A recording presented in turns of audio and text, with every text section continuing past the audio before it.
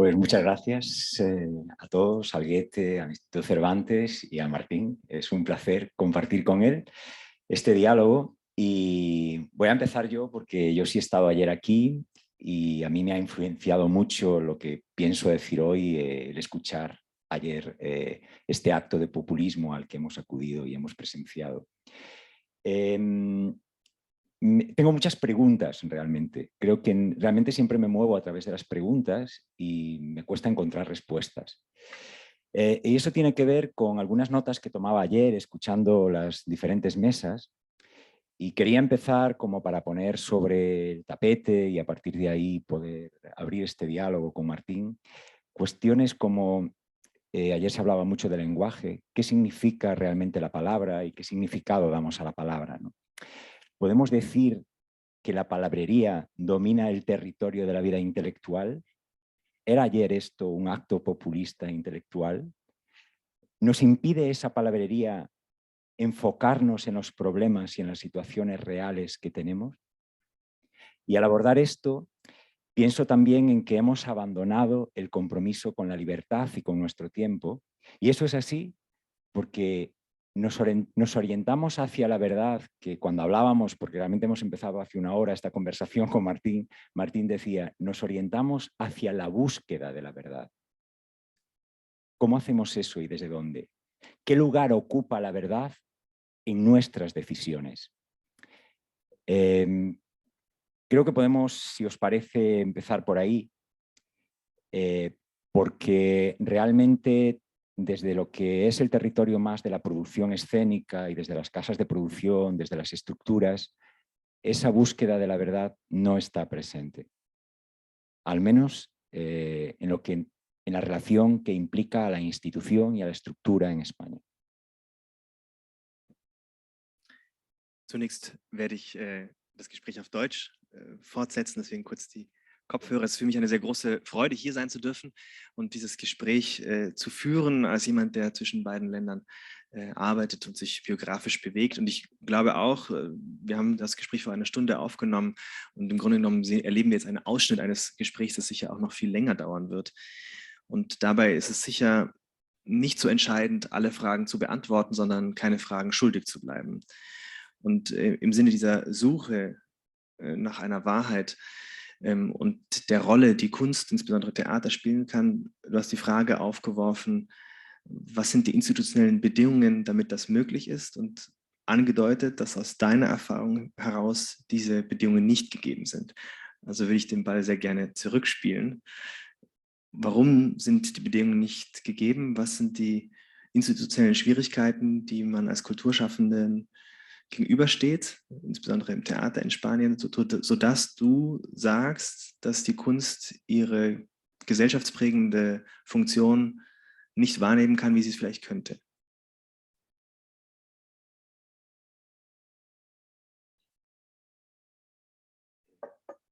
Realmente yo pienso que el arte ha dejado de ser útil hace mucho tiempo por una cuestión.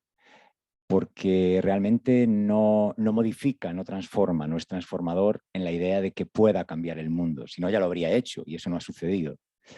Pero sí es cierto que puede ser la herramienta para abrir un diálogo, para poner nuevos cuestionamientos sobre muchos hechos.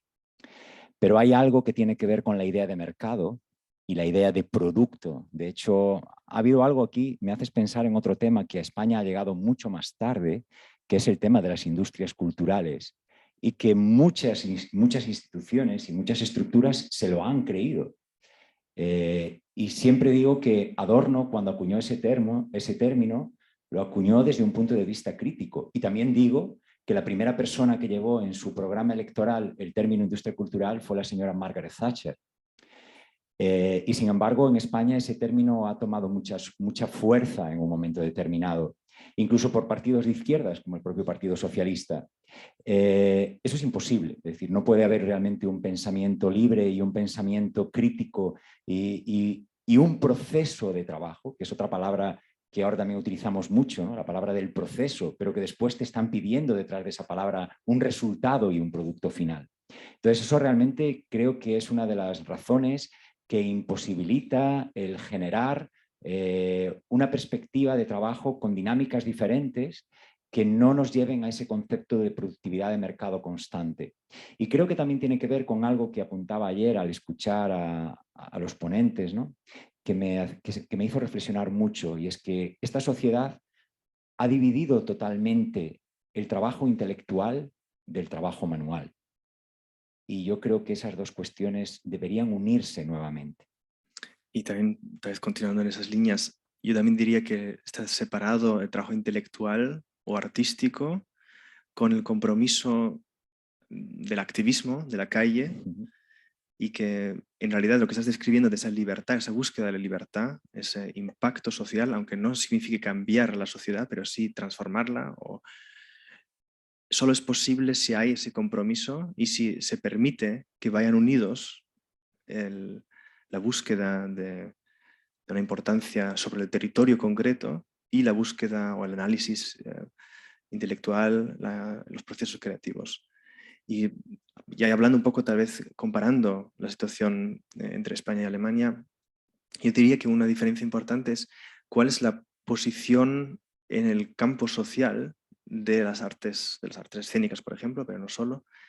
Y bueno, tampoco es tomándolo demasiado al pie de la letra, pero sí se habla de conceptos sociológicos, como por ejemplo las descripciones sociológicas de Niklas Luhmann en Alemania.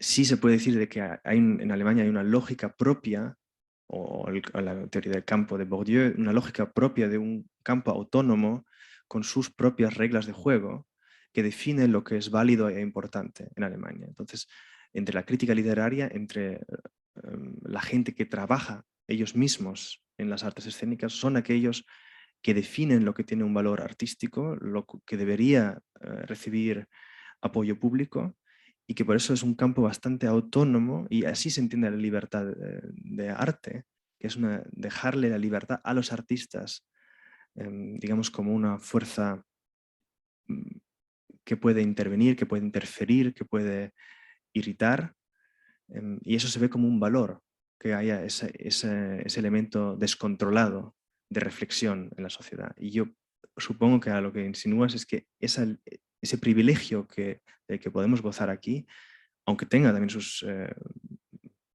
ha puesto en duda por diferentes razones, de eso ya hablaremos más, puede ser una de las diferencias institucionales de las que hablabas.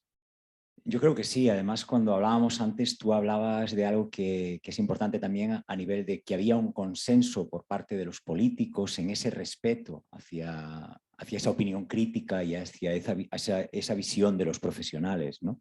De la creación y de la arte y de la cultura. Creo que en España eso no se ha dado nunca. No ha habido ese respeto. Pero también creo que hay unas cuestiones históricas que pocas veces tenemos en cuenta, y creo que han generado eso. La primera es que nunca ha existido un plan general de cultura en España. Eso no se ha dado jamás. Y la segunda es que la primera cartera que se transfiere a cada autonomía es la cultura. España funciona como un territorio totalmente federal en la cuestión de la cultura, cuando después cuesta tanto a los partidos políticos hablar de regionalismo y de Estado federal y plurinacional y todas esas cuestiones. Pero es muy curioso porque yo diría que desde un punto de vista alemán, el federalismo y la estructura decentral histórica de Alemania es lo que le da esa fuerza, esta importancia a las artes, porque hay ciudades milenarias que durante ya en la Edad Media tenían un autogobierno o fueron más tarde sedes residenciales de duques o reyes, y tienen su propio universo artístico e intelectual. Son ciudades en que disponen de un teatro potente municipal o estatal, de una comunidad, y a su vez muchas veces de una universidad con mucha tradición. Y de ahí creo yo que nace una buena parte de esa autonomía de la que hablaba. Claro, pero el problema español es que se convierte en un acto político desde el primer momento. Lo comentaba hace un rato y alguna vez lo he dicho en público y no me da miedo decirlo. El Partido Socialista, en la época de la transición, cuando llega al gobierno, es el primero que entiende esa cultura en lo local como una herramienta para crear un granero de votos. Entonces, realmente hay una injerencia constante desde la política en la gestión de los espacios públicos. Además, para mí los espacios públicos tienen una función muy importante siempre, porque son los que tienen que posibilitar el fracaso. Tienen que facilitar y posibilitar el fracaso y el error. Y sin embargo, son los primeros que se aproximan a una idea de entertainment, de ocio, porque la búsqueda es otra. Sí, eso incluso puede llevar a un nivel económico. Si es un bien compartido con fondos de las arcas públicas, entonces para crear algo que no puede sostenerse en el mercado libre, Claro. si no, no tendría que haber financiación. Entonces, si tomamos en serio de que tenemos instituciones públicas, como por ejemplo instituciones de arte, teatros, hay dos consecuencias. Una, que tienen que poder experimentar y hacer cosas que no se harían en ningún otro lugar.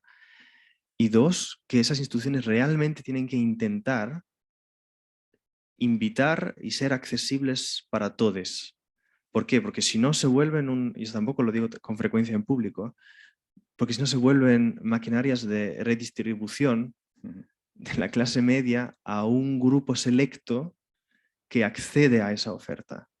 Entonces, uno de los temas principales en las artes escénicas en Alemania es cómo conseguimos transformar nuestras instituciones para que todos se sienten invitadas. Y eso causa dos cosas, que algunas personas ya no se sienten de la misma forma invitadas, y ahí ya me acerco a un grupo y un granero de personas que se acercan a los populismos. Y el segundo tema tiene que ver con nosotros hoy, que es que estamos en un proceso constante de reflexionar nuestra propia hipocresía. ¿Con quién estamos hablando? ¿En qué grupo? Y para qué finalidad. Es para profundizar un análisis, para después poder decir, lo habíamos dicho, tuvimos razón, o es realmente el empeño de tener efecto transformador y no tener razón, sino transformar. Creo que es muy importante lo que apuntas, porque desde ese lugar en el que nos situamos como una sociedad hipócrita ante todo lo que sucede, creo que hay dos elementos que para mí también tenían impacto oyendo las conversaciones de ayer, y tiene que ver con el hecho del privilegio. Es decir, nosotros ahora mismo estamos en un acting de privilegio, y el privilegio para mí también va unido a la relación del poder, a la consecución del poder. Y eso, por ejemplo, está muy presente dentro de la institución pública. La institución pública que apoya la producción artística en España es una institución que generalmente te otorga el don del privilegio, que va unido a una consecuencia de poder, y que además articula grupos determinados, ¿no? Y realmente esos grupos son los que dialogan entre sí también, y son los que generan ese diálogo. Por eso es tan difícil romper esa barrera. Para mí yo siempre digo que siempre me falta la otra parte en estos encuentros, incluso hoy aquí entre nosotros. Para mí y ayer, esto está descabalado, no tiene sentido. Tal vez aprovecho estas palabras. Como persona de teatro, ¿no crees que en realidad admiramos a los populistas? Porque si vemos ciertas figuras de las obras de Shakespeare que son populistas, que se hacen con el poder, movilizando las masas, transformando la estructura política, entonces son aquellas figuras que realmente son interesantes en estas obras, en las que nos fascinan y que en las tablas del teatro son las que lo convierten en un espacio interesante. En las tablas del teatro y fuera, porque yo creo que las grandes performances de hoy en día reales en Madrid, por ejemplo, las ha hecho Esperanza Aguirre y Ayuso. Es decir, han sido dos grandes performers. Esperanza Aguirre cuando aparca mal y se va con el coche y tira no sé quién. Es decir, eso es una acción performática en toda regla. Es decir, no está premeditada, no está, es decir, cumple todos los parámetros de una acción. Y Ayuso realmente ha llegado a las cuotas de poder a los que ha llegado desde el acting. Es decir, es un constante acting donde ha hecho creer a los ciudadanos que son libres porque pueden tomar una cerveza. Y ha sido capaz de arrinconar todo lo demás, ocultar todo lo demás, desde una presencia y desde un uso del lenguaje que nunca habíamos visto hasta ese momento. A mí creo que es una perspectiva importante que podemos aportar nosotros acerca del populismo, porque hablando de populismo hay por lo menos tres posibilidades. Una es hablar de forma normativa y decir el populismo es un problema, es malo. Eso creo que es una reacción espontánea que aquí todos diríamos, así utilizamos la palabra en este contexto.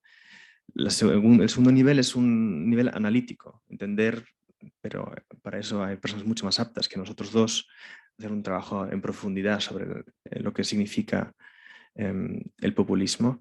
Y la tercera es realmente entender qué es lo que hacen, cuáles son las estrategias, cómo la desarrollan. Porque yo diría que muchas estrategias que en realidad también podríamos utilizar nosotros como contrafuerza, ya no las utilizamos, sino que son ellos los que las han entrenado. Y también hay que tal vez anotar que existen análisis que el pensamiento, por ejemplo, de Gramsci forma una base importante de las estrategias populistas de derechas hoy en día. Y nosotros mismos tal vez desconocemos esas fuentes intelectuales que podrían ser también nuestros instrumentos para una contracultura contra aquellos populismos. Estoy de acuerdo contigo, porque tal vez hay un desconocimiento por nuestra parte que nos impide realmente utilizar esas herramientas, digamos, entre comillas, en positivo, ¿no? Pero también lo que tú dices, ayer me hubiese gustado hacer una pregunta a los ponentes también, y que ahora pongo sobre la mesa, y es que creo que uno de los problemas a los que nos enfrentamos, y que creo que ahí también radica el éxito de estos políticos como Ayuso, como esta gente, está en que tienen muy claro el fin al que quieren llegar. Y yo creo que la sociedad actual es una sociedad que está siempre en los fines, pero no está nunca en los medios ni en los procesos para alcanzar ese fin. Eso nos lo han borrado, nos lo han quitado. Nos presentan ya la solución final. Entonces, eso de alguna manera lo que imposibilita también es una capacidad de análisis, es abordar un pensamiento durante el proceso de desenvolvimiento de los acontecimientos. Estamos siempre en el final de las cosas, que creo que también tiene que ver con esta sociedad líquida, ¿no?, en la que nos movemos, y con esta cuestión de acaparar, consumir y llegar siempre a un resultado, y la invasión de este multitasking constante, ¿no?, esa rapidez en la que estamos. Pero creo que lo que tú apuntas para mí me hace recordar eso, me hace recordar que ellos tienen muy claro el fin último y trabajan como en una coherencia total para conseguir un resultado. Estoy dudando si pienso que conocen el fin, porque si hablamos de grupos racistas, fascistas de extrema derecha, yo diría que conocen el fin. Es una visión de la sociedad como comunidad que, que excluye a muchos de forma violenta. Y ahí digamos que el fin es una reducción de la complejidad social brutal y violenta. Y por algo tenemos dos palabras. Por algo tenemos la palabra del nacionalismo, del fascismo, por un lado, y la palabra del populismo. Entonces, tal vez yo diría que el populismo es más bien un esquema de estrategias de simplificación que después puede adaptarse a diferentes fines. No tiene que ser un fin definido, sino que es una manera de dominar el discurso a través de una simplificación, el imposibilitar que el otro responda con más complejidad. Entonces, por ejemplo, si observamos en detalle lo que hace Trump, y hay también bastantes análisis y también documentales, por ejemplo, tal vez algunos lo conocen, Get Me Roger Stone, sobre esta figura de Roger Stone, que es alguien que creó en realidad la figura de Trump, muy parecido a lo que pasa en España con Ayuso. Se ve que son estrategias no para conseguir un fin político en el sentido original de la palabra, una cierta visión de la sociedad, unos intereses concretos para un grupo de la sociedad, sino que es más bien un impedir que otra visión más compleja, progresista de la sociedad pueda desarrollarse en un espacio discursivo y tal vez de esa forma también volvemos a lo que puede significar el arte o qué puede contribuir el arte contra esos populismos, contra ese afán de simplificar. Sí, yo estoy de acuerdo que hay una simplificación, pero creo que el fin también está ahí. Es decir, esa simplificación les lleva a construir eslóganes que son muy fáciles de entender, ¿no? Entonces, de algún modo, para mí ahí hay una finalidad, hay un tener claro cómo llegar de una manera efectiva a un grupo amplio de población, por lo que sea, por las diferentes cuestiones que puedan tocar en cada uno de esos grupos. Pero para mí el problema con la cultura y cómo poder utilizar la cultura como una herramienta transformadora, para mí es muy complicado en este momento. ¿Por qué? Porque realmente es un núcleo determinado de población el que está y el que accede a esos lugares de presentación. Tal como se está articulando desde la institución el hecho artístico y la producción artística sigue teniendo eminentemente un calificativo burgués todavía. No es social, no es democrática en ese sentido. Sigue siendo un hecho que diferencia de alguna manera.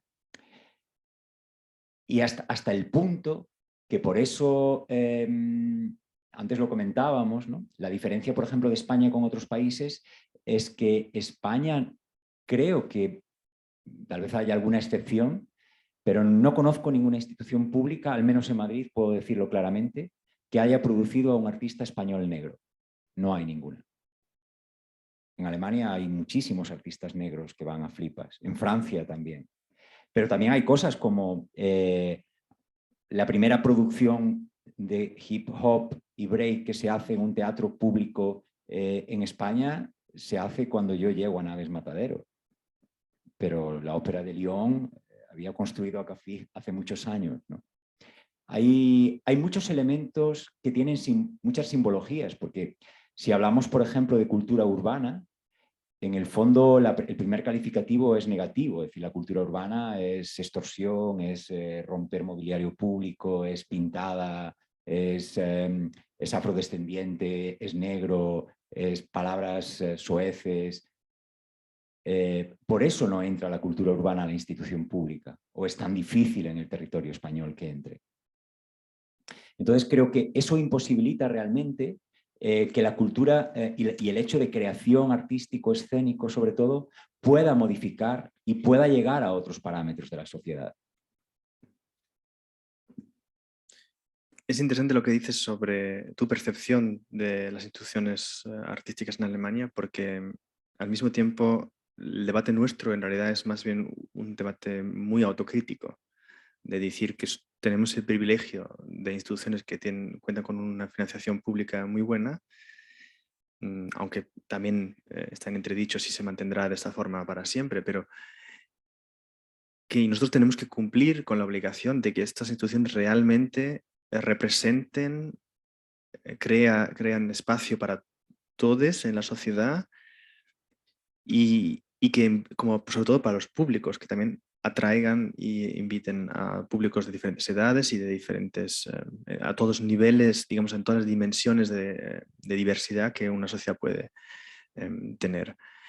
Y en realidad, sobre todo también ahora en la fase de la pandemia, en la que los teatros estuvieron cerrados en Alemania mucho más que en España, fue una fase en la que nos dedicamos en realidad solo a criticarnos hacia adentro el funcionamiento del campo, digamos, de las artes escénicas y se notó que era sumamente importante porque se estaba hablando de muchos temas en las obras de arte, pero a nivel institucional no había habido esa transformación en profundidad como debería ser. Y yo creo que estamos avanzando, eso sí, pero yo diría que uno de los niveles de transformación importantes es uno institucional, como estabas describiendo, que también es necesario en muchos sentidos acá. Lo otro que quería decir es que reaccionando a lo que estábamos describiendo como populismo, yo sí creo que las artes hacen algo que no llega y tampoco tiene que llegar a todos y a todes de forma directa. Porque lo que hace el trabajo intelectual y el trabajo creativo artístico también es crear un repertorio de palabras, de imágenes, de imaginarios, a los cuales después la sociedad puede acceder. Y eso es un proceso que no podemos programar, no podemos planificar, sino que nosotros nos dedicamos a una reflexión con nuestra metodología, hay una reflexión en el espacio académico, en el periodismo, y todo esto en realidad prepara a una sociedad para constantemente tratar de entender los propios procesos y de autodescribirse. Y en ese proceso, son todo palabras que en alemán se utilizan en realidad como conceptos sociológicos, Selbstbeschreibung von Gesellschaft.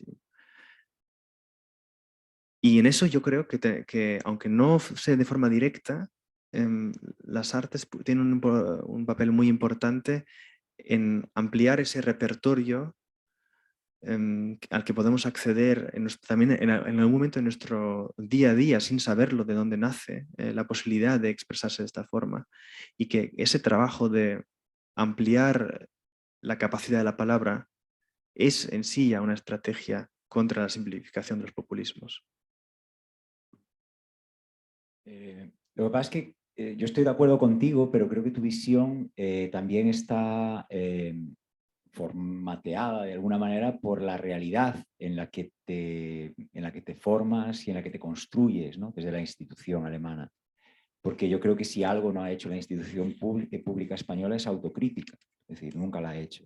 Y pues ha habido una injerencia política constante en cualquier decisión, ¿no? No se permite que los proyectos se consoliden, se definan y avancen, porque al final siempre va a ser la decisión del político el que decide transformar la línea editorial, por decir de alguna manera, de ese espacio. Entonces, realmente, una vez más, está el proceso de creación al servicio de la institución política. Hay otro elemento también que es muy diferente entre España y Alemania, y es que no existe una crítica profesional como tal. En la prensa existe la reseña como mucho, pero no hay una crítica ni un análisis crítico de lo que se hace. Desde unos parámetros de conocimiento y de presentación, sea una pieza de danza, no. Lo que se vende como crítica son simples reseñas. Y también hay algo para mí fundamental, y es que creo no, lo voy a afirmar, al político español no le interesa la internacionalización del artista español, jamás le ha interesado. No ha apoyado proyectos de coproducción con otras estructuras en el ámbito internacional. Siempre lo ve como una dificultad administrativa. No ha institucionalizado a sus artistas que llevan muchos años fuera de España. Yo siempre pongo el ejemplo de Alacrán o Olga Mesa, Olga de Soto. Es decir, el Alacrán lleva 30 años en Suiza como artista residente y apenas es conocido en España. E incluso grandes figuras que después sí son acogidas y asumidas como tótems, como puede ser ahora mismo Angélica Guidel o el propio Rodrigo García, se han construido así fuera de España. Han tenido que ser construidos fuera para que la institución les acoja. Entonces creo que hay muchas asignaturas pendientes en ese sentido, pero ahí vuelvo a lo mismo, es decir, que ahí es donde te digo yo que no llega ni trasciende la palabra, es decir, estas palabras que estoy diciendo yo aquí se van a quedar aquí, pero yo no tengo la contrarréplica del político que me gustaría que me escuchase. Nunca es decir, siempre que he tratado de generar mesas de debate en este sentido desde los espacios en España, he invitado a la institución política del momento, ha venido a dar la bienvenida, a decir que era muy interesante todo y se marchaba. Nunca ha quedado a las mesas. Entonces, falta un compromiso que tiene que ver con lo que decíamos al principio. No estamos en la verdad, ni escuchamos. Creo que hemos perdido la capacidad de escucha. El ruido lo envuelve todo. Mi observación, como alguien que más bien observa estos procesos en España desde afuera, yo creo, o mi análisis sería que de cierto modo se desconfía de un arte que está comprometido con el presente. Entonces lo que interesa, y no es el único país en que pasa eso, hay mucho orgullo por un legado cultural que sin duda es importantísimo. Y entonces es más importante casi el archivo y el museo, no digo las instituciones archivo y museo, sino el archivo cultural, el museo de lo nuestro, que confiar en que artistas, y yo siempre diría en prolongación, intelectuales del mundo académico, periodístico, em, sean voces necesarias e importantes para una sociedad compleja, como había dicho, y que hay que crearles un espacio que ellos controlan y que solo funciona si se cede el control. Entonces, yo lo puedo decir porque es lo que Alemania en muchos sentidos hace. El apoyo para proyectos internacionales, sea con artistas alemanes o no, como lo vimos en muchos contextos y de apoyos de diferentes ministerios, además, no solo porque el Ministerio de Cultura a nivel nacional alemán no es un ministerio. Hay esa confianza en que el arte es un instrumento importantísimo, no solo para nuestra sociedad aquí en Alemania, sino también es uno de los pilares esenciales de la política exterior alemana, es el arte. Digamos, se llama, hay un concepto que es como la política exterior es entre sociedades civiles, Außenpolitik der Zivilgesellschaften.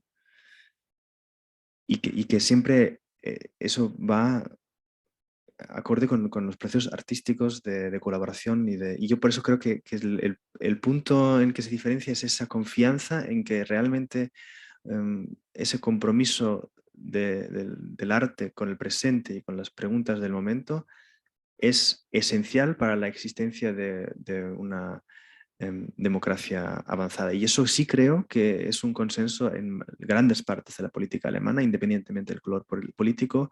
Creo que durante muchas décadas apenas había una voz que interfería en ese gran acuerdo que existía y lo que vivimos los últimos años, y eso, antes decía que fenómenos de extrema derecha no son lo mismo que populismo, pero muchas veces van uno con el otro. Y el cambio que se ha dado en Alemania por el AfD y los discursos de extrema derecha es uno que transforma ese acuerdo que había sobre el arte en un campo de batalla. En un campo de batalla sobre aquello que las instituciones artísticas deberían hacer, no hacer. Y en Alemania lo que pasa, diría yo, que no estamos tan preparados para lidiar ese debate y defender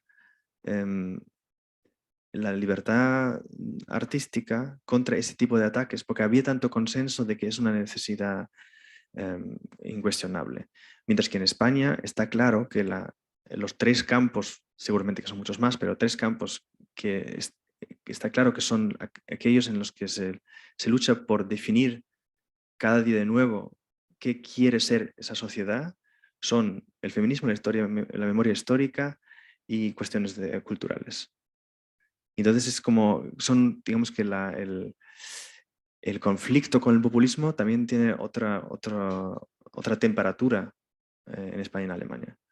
Sí, de hecho, yo creo que lo que define realmente España en ese sentido es que la creación artística actual se sigue analizando con parámetros del pasado, nunca se analiza desde una visión presente. Entonces creo que eso es lo que imposibilita realmente ese avance y ese reconocimiento de un presente, ¿no? Y ahí hay una gran brecha. Por eso hay un teatro también tan viejo en la forma de hacer, ¿no? No se han incorporado los nuevos lenguajes de producción artística, sobre todo en el territorio de las artes escénicas. Sí, las artes visuales son diferentes porque hay otro tipo de movilidad, porque hay otro tipo de concepción por parte del artista también y porque las galerías de arte, que bueno, ahí entraríamos también en otro territorio que tiene que ver con el mercado y otras muchas cuestiones, pero ahí sí creo que es un poco diferente. Y tal vez también en la música, porque no deja de ser una industria en sí misma. Ahí sí podemos hablar de industria. Pero en lo que es el territorio de las artes escénicas, yo creo que uno de los grandes problemas es que todo se sigue analizando y viendo con premisas del pasado.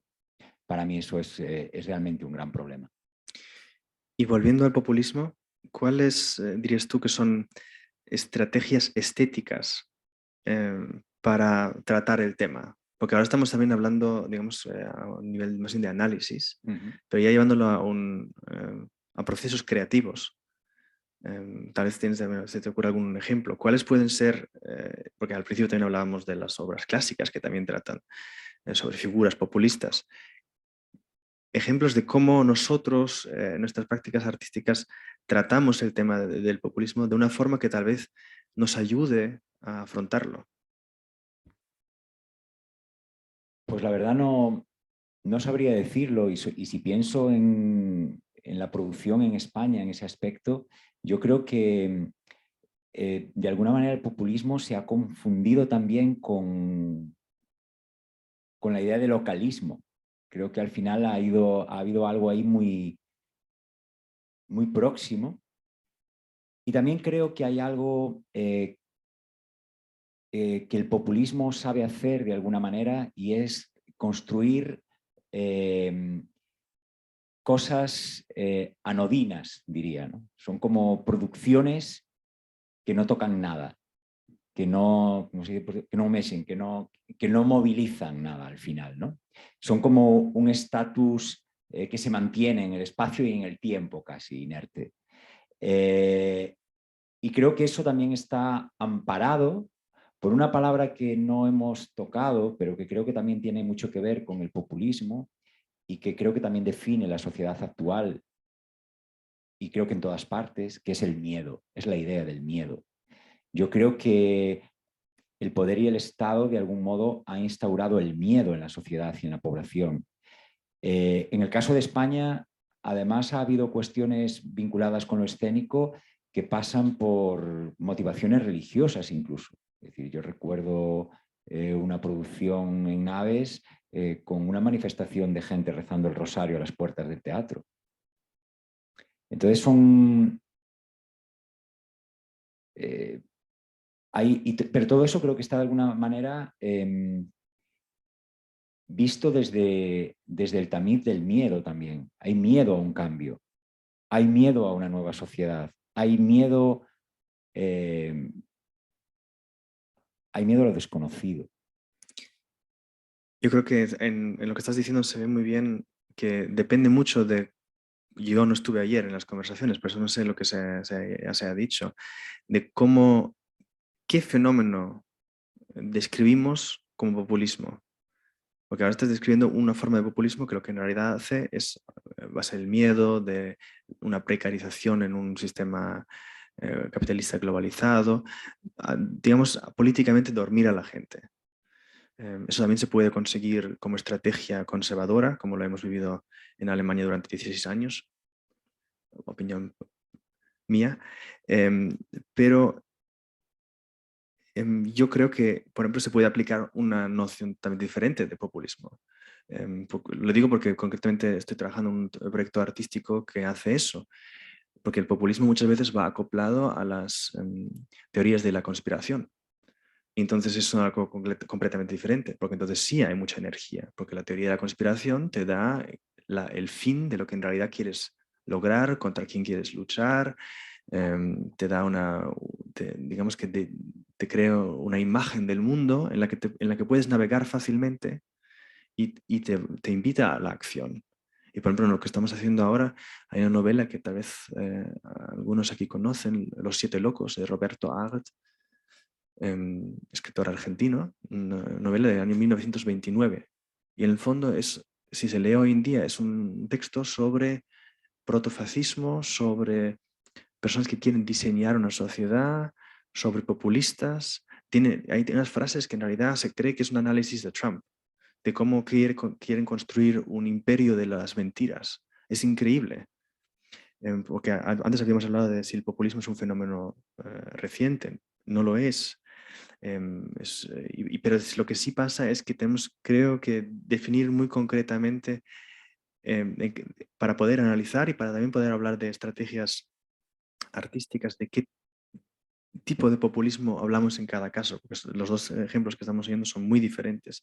Y en el caso del que estaba hablando, para concluir el ejemplo, va a ser una escenificación que va a llevar esos textos de la novela a un espacio escénico, pero ampliarlo y hablarte todo tipo de teorías de conspiración y de continuidades de violencia de extrema derecha en Alemania, porque a eso está acoplado si se habla de ese tipo de temas acá en Alemania. Y de hecho la idea original era hacer la escenificación en el Hofbräukeller, que es el lugar en Múnich en el que Hitler, cuando nadie lo conocía, estaba reunido con los demás en su Stammtisch, en reuniones tomando cerveza, hablando de cómo él se imagina la sociedad, y de eso es de ese núcleo digamos, de la conspiración en una sala pequeña, nace todo lo que después utiliza estrategias populistas para hacerse con el poder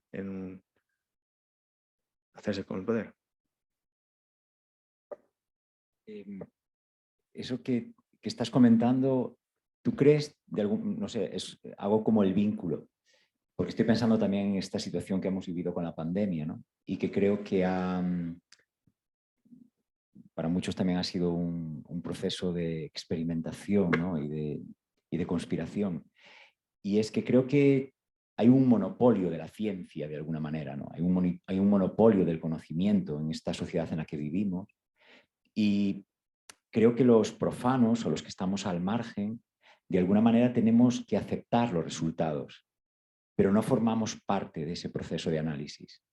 Creo que con la pandemia de alguna manera ha sido así. Es decir, a nosotros se nos ha dado una información como verdad y ha sido una información que teníamos que aceptar, pero realmente no hemos participado como sociedad en el proceso. Bueno, tampoco tenemos que estar en todo de acuerdo. No, claro. Yo creo que en este ejemplo realmente, digamos que el método científico es bastante claro, pero con lo que tienes toda razón y lo que demuestra también lo lleva a nuestro terreno como artistas, es que eso de que hay alguien que lo sabe y los demás que tienen que seguir y que tienen que creerlo, Eso fue, de cierto modo, la estrategia y hubo razones por hacerlo. Yo no lo defiendo, pero bueno, digamos que de lo que vivimos con Merkel durante 16 años, porque la frase que siempre se oía es "Das ist alternativlos", no hay alternativa. Con lo cual se dice, esto no es algo que se debe negociar en el espacio político, esto no es algo en donde pueda haber matices, esto no es algo que se pueda llevar a la agora pública o a un debate público en un teatro, no, esto es sin alternativa y digamos, las necesidades fácticas nos obligan a actuar de esta forma. Y ahí sí creo, de cierto modo, también es en el intento de no de impedir un debate público que facilita la creación de una opinión compartida, el impedir ese proceso es un acto populista.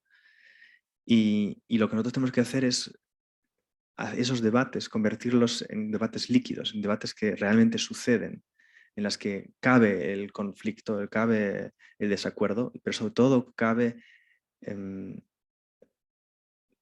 digamos, no como es en España, que es pura crispación y no hay manera de hablar, sino un espacio constructivo. Ya sé que también vas a decir que lo digo porque en este territorio en el que se aprecia ese proceso deliberativo es con lo que crecí, pero yo sí creo que eso es algo que nosotros con nuestro instrumentario artístico podemos hacer, crear un espacio en el que sea punto de partida para un debate social. Sí, pero ¿cómo cuando no tienes las herramientas ni los medios? ¿Desde dónde? Pero no los tenemos, a ver, son dos cosas. Una es cómo nosotros como artistas gestionamos aquellos recursos que tenemos, y ahí antes hablamos también de experiencias que tenemos. No, la autocrítica es donde deberíamos empezar, porque nosotros podemos hacer dos cosas. Podemos decir, uno es autocrítica y decir por qué las instituciones artísticas y los artistas también están haciendo las cosas mal, porque en vez de dedicarse a un arte que se compromete,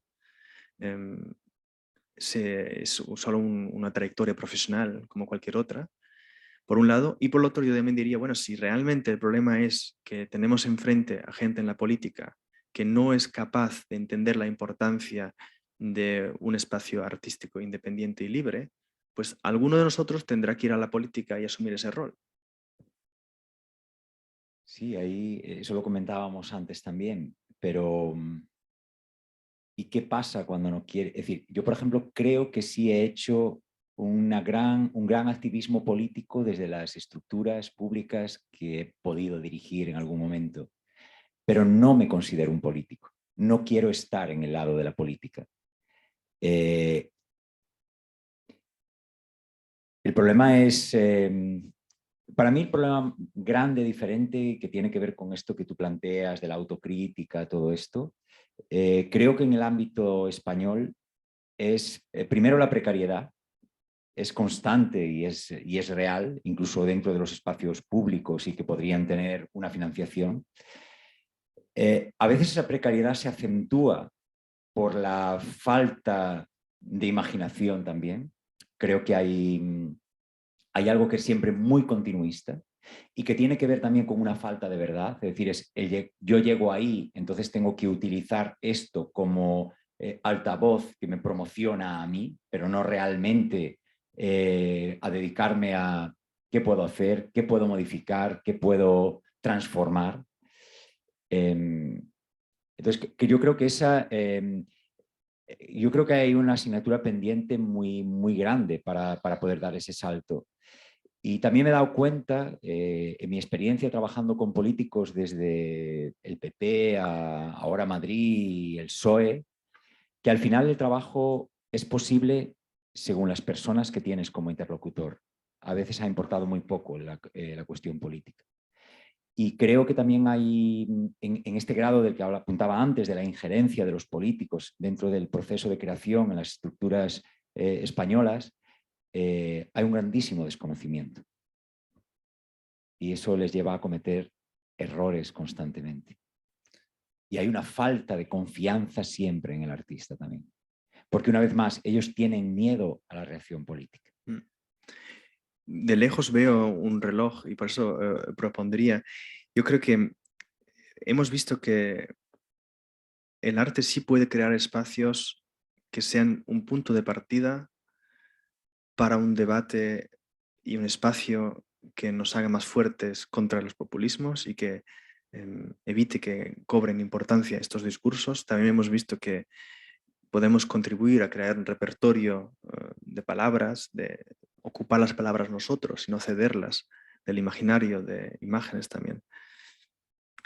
Pero que solo es posible si la sociedad realmente crea la infraestructura, la posibilidad de que se lleve a cabo. Entonces, volvemos en realidad a un punto que se menciona muchas veces. Una sociedad abierta, como bien describe Karl Popper, tiene que conocer a sus enemigos y tiene que prepararse, equiparse para poder afrontar a sus enemigos. Y yo creo que tenemos que fortalecer las dos cosas, la noción de sociedad abierta y su diversidad hacia dentro y tomarla en serio, y por eso nuestras instituciones artísticas tienen todavía un largo camino por delante, como ya describiste. Y por el otro lado, no nos olvidemos de los enemigos de esta sociedad abierta y de cómo tenemos que fortalecer la sociedad abierta para que pueda afrontar a esas fuerzas. Y al menos desde la perspectiva alemana, porque durante muchas décadas no era un problema tan visible, aunque sí estaba siempre ahí, siempre hubo asesinatos y atentados de extrema derecha y muchas personas perdieron la vida en las últimas décadas. Hay que imaginarse que alrededor de, no quiero mentir, pero más de 10, en los últimos 30 años hay de casos conocidos, de media, más de 10 asesinatos de extrema derecha en Alemania al año. Así que es un problema que lleva mucho tiempo y que ahora con la presencia en España de Vox y en Alemania de la AfD, nadie lo puede negar. El cortafuegos aquí en Alemania es clarísimo, en España desafortunadamente no. Y nosotros tenemos que equipar a la sociedad y nosotros artistas tal vez podemos contribuir algo para defendernos contra estos enemigos de la sociedad abierta. Claro que sí, y yo ahí, ahora que te escuchaba, digo, tampoco, sí que se hacen cosas y hacemos cosas, porque pienso evidentemente en el Laboratorio de Culturas Urbanas, que es algo que nace en Naves Matadero, es lo único que sobrevivió a Naves Matadero, pero realmente es posible, en este caso, por el apoyo del Goethe Institut y la Alianza Francesa. Es decir, son dos estructuras europeas asentadas en la ciudad de Madrid, las que realmente tienen una capacidad de visión más a largo plazo, más amplia y de relación con las periferias y con otras territorialidades que no tiene ninguna institución española. Y hay algo también importante en eso, y que me hace pensar, es decir, otro de los grandes problemas de la institución española, y por eso está siempre con una mirada en el pasado, tiene que ver con el número de asistentes a un espacio. Es decir, yo pongo muchas veces el ejemplo del HAU aquí en Berlín. El HAU 3 creo que son 70 localidades las que tiene, ¿no? Es decir, que hay espectáculos que 70 localidades es un sold out. En España eso no se contempla desde la estructura pública. Todo pasa por cuántos visitantes tiene el espacio. Porque una vez más es un acto político en sí mismo de captación de votos al final, ¿no? De tener un público asiduo al que yo de alguna manera le estoy dando algo y entonces él me lo va a devolver también con una papeleta en la urna. En ese aspecto yo creo que y pues hay algo también ahora mismo que esto para mí sí está relacionado de algún modo con los populismos, y es que cada vez es más difícil que en España suceda algo en lo underground, algo en lo alternativo. El poder se ha encargado muy bien de acotar todo para que la administración imposibilite cualquier acción. Las acciones que se tratan de ejecutar o de realizar al margen te convierten en un delincuente desde el primer momento, ¿no? Entonces ya estás en otra, has dado un salto más, ¿no? Has hecho ya un salto mortal casi, ¿no? Entonces eso es muy difícil. Por eso que acciones como la de Flipas, Laboratorio de Culturas Urbanas, que siempre están promovidas por estructuras con sede en España, en este caso Madrid, son muy importantes porque realmente dinamizan y abren diálogos que no serían posibles de otra manera. Y pasa también algo muy curioso en el territorio de la investigación más contemporánea, más en la danza, más en otros territorios. Yo siempre lo digo, en Madrid el gran centro de apoyo a la experimentación contemporánea es una estructura privada, es la Casa Encendida, no es ninguna estructura pública. Entonces, eso también es importante revisarlo, ¿no? No sé, creo que sí que estamos en la hora. A mí me gustaría, no sé tú qué piensas, pero tal vez a lo mejor que ayer no se dio, alguien quiere comentar algo, quiere decir algo. No sé tú cómo lo ves.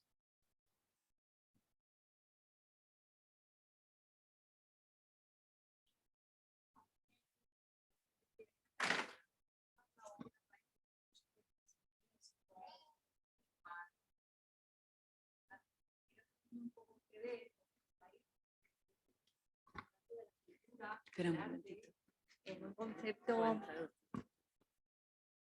Bueno, decía que la conversación, que es muy interesante, deja un pozo de pesimismo, como que se están haciendo mal las cosas, y pensaba mientras os escuchaba que creo que tiene que ver con que estáis hablando de la cultura y del arte en una visión bastante limitada, que se limita a la actividad institucional.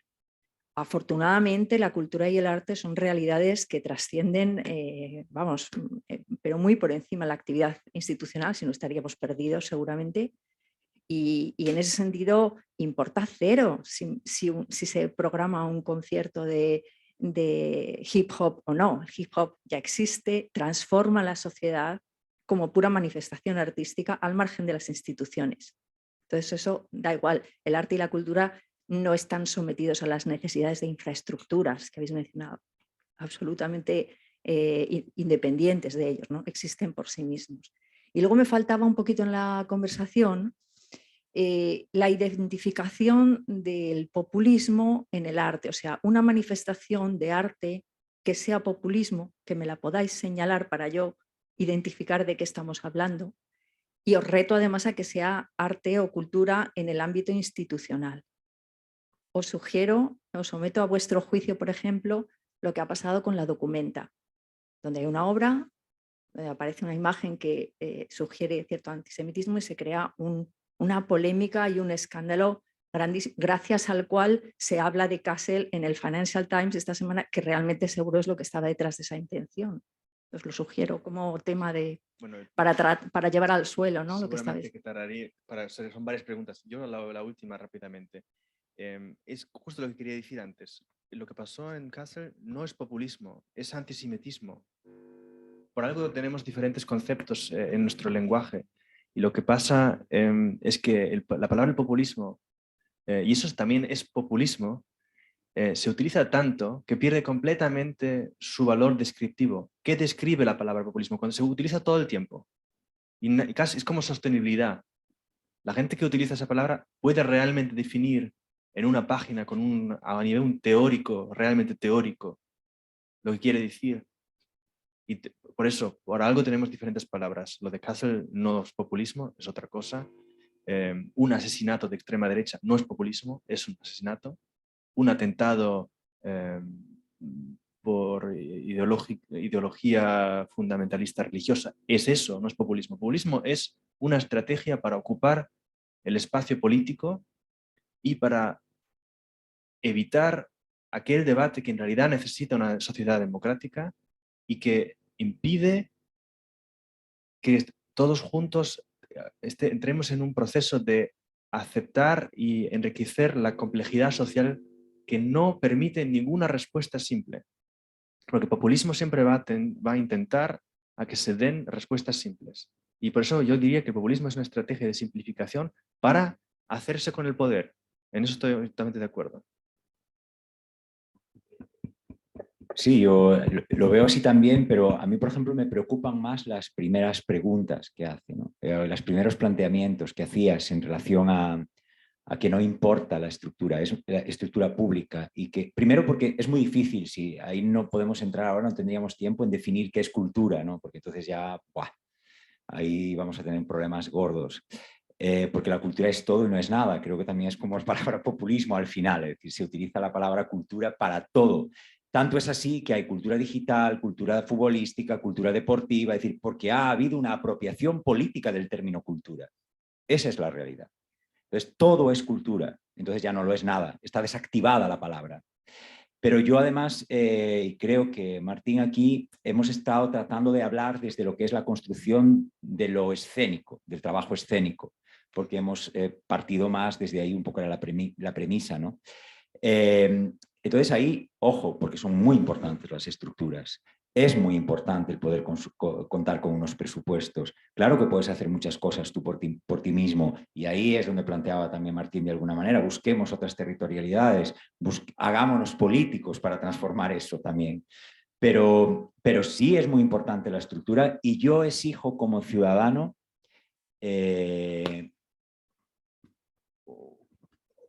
a la institución pública tiene que devolverme ciertas cosas.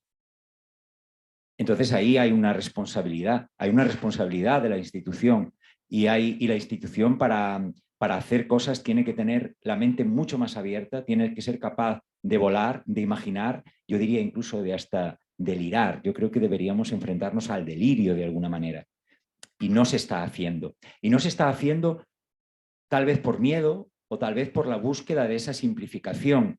Tú me pides también un ejemplo de algo populista. No sabría decirlo, porque es un poco también lo que dice él con relación a Basel. Yo creo que no es tanto el hecho de que digas, no, este teatro y esta pieza es populista. No, creo que no.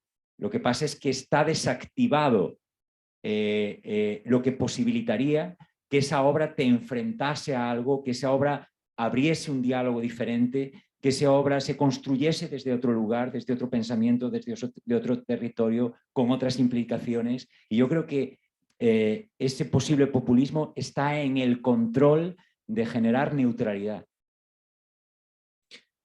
Y yo creo que ese tono negativo que describías es porque fue nuestra decisión. Nosotros podemos también estar hablando durante una hora de los proyectos que estamos haciendo, que hacen exactamente lo que estamos exigiendo, pero eso sería muy aburrido.